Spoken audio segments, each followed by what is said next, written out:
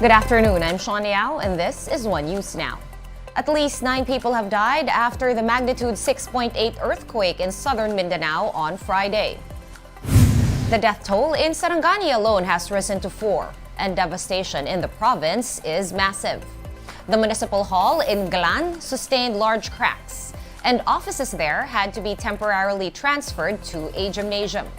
Damage to other infrastructure is pegged at millions of pesos, and locals are still traumatized by the powerful tremor. Injuries are now at over 500. The provincial government of Sarangani is considering the declaration of a state of calamity to utilize funds for rebuilding efforts. In other news, the 3-day transportation strike led by Piston begins today. Several members of the transport group laid down on the road along Monumento this morning. Piston is protesting the PUV modernization program. The group says about 8,000 jeepneys in the Kamanava area are joining the Tigil Pasada that will last until Wednesday. Over in Manila, the busy stretch of Taft Avenue is not affected by the strike. Most drivers opted to ply their usual routes so as not to lose their daily incomes. Only about 80 jeepney drivers plying the Guadalupe to El Ginto route joined the Tigil Pasada. And in Quezon City, commuters dealt with longer wait times in some areas this morning. There were fewer jeepneys on the road due to the strike. But aside from lifting the number coding scheme today, transportation authorities activated the Libreng Sakay program for stranded passengers. And while there is a jeepney strike here, President Bongbong Marcos flexed the good old king of the road in the United States. These are jeepneys. We are in the midst of an effort to go fully electric when it comes to public transport. This is our continuing effort as a response, of course, to climate change, to improve the mix of energy consumption and supply from the traditional fossil fuels to more renewables. The president is currently in Honolulu in Hawaii, where his family was exiled for years after the 1986 People Power Revolution. Before that, he attended the 30th APEC Summit in San Francisco, California, where he had several meetings with counterparts, including Chinese President Xi Jinping. In Los Angeles, he met with the Filipino community and toured Elon Musk's SpaceX headquarters. President Marcos and his entourage are expected back in the Philippines today. Time to take a quick break. One News Now will be back with more stories after this. Stay with us.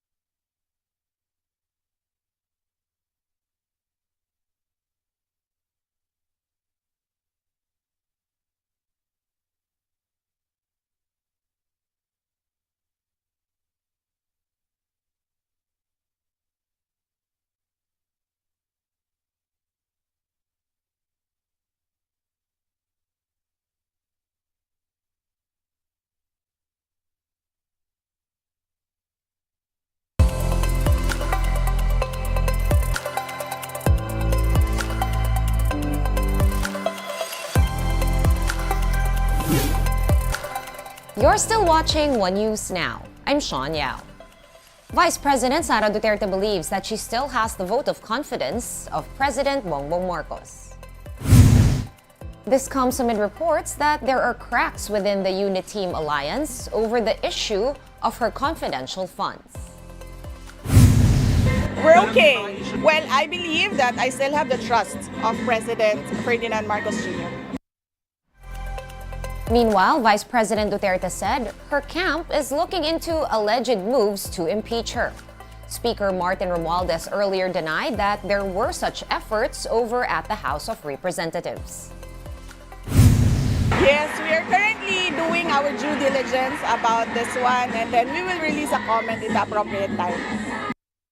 The Vice President also had something to say about her future political plans, which is that she has none at this point, quelling reports that she is eyeing the presidency in 2028.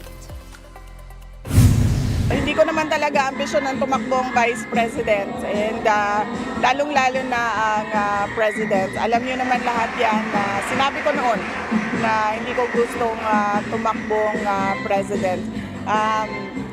Lahat ng ginagawa natin, we can only plan, but it will truly be God's plan that will prevail. President Bongbong Marcos echoes that sentiment, saying that all is well between him and Vice President Duterte. The chief executive was quick to downplay the possible ouster of Duterte over the supposed unconstitutional transfer of confidential funds. Marcos Jr. vouched for his vice president's performance, adding that impeachment talks are normal in Philippine politics. He also dismissed reports that the Uniteam split is now inevitable, stressing that the coalition is stronger than ever. Particularly worrisome. There will always be an element that will want to change the results of an election. So, of course, binabantayan namin na mabuti because we don't want her to be impeached. We don't want her to. She does not deserve to be impeached. On a professional level, I have nothing but good things to say about the work that she has done in the Department of Education. On a very personal level, we get along very well because you cannot campaign for how many months was that? We were campaigning together without getting to know each other very well, and it turns out that we are very different. Moving on to a lighter note, Shanice Palacios from Nicaragua is Miss Universe 2023. This is the first ever crown for Central America's largest country since joining the pageant in 1955. Before Shanice's coronation in El Salvador, Nicaragua had only placed 4 times in Miss Universe. The beauty queen succeeded Filipino-American Arboni Gabriel. Thailand's Antonia Porseeld is first runner-up, and Australia's Mariah Wilson second runner-up. Notably this year, the Miss Universe organization trumpeted a theme of inclusivity, allowing a transgender woman, a mother, and a plus-size contestant to vie for the crown. Meanwhile, Philippine bet Michelle Marquez D took to Instagram to thank her supporters. She finished her Miss U stint in the top 10. And Miss Universe 2018, Catriona Gray thanked D for carrying the Philippine flag in the pageant. Miss Universe 2015, Pia Wurtzbach, also said that she is proud of the Filipina delegate. Meantime, Michelle's best friend, actress Rian Ramos, may just be suspicious of the results, writing 3 fish emojis on X.